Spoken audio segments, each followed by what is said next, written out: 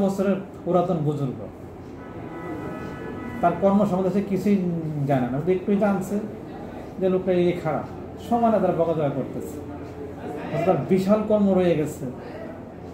হ্যাঁ, সে অনেক কর্ম করছে, তার 5000 এই যে পৃষ্ঠা সে লিখছে, 10 পৃষ্ঠা সে কিছুই হয় না লেখায় বলে। সে জানছে 10 পৃষ্ঠায় জানছে, 4990 পৃষ্ঠা সে জানলো না।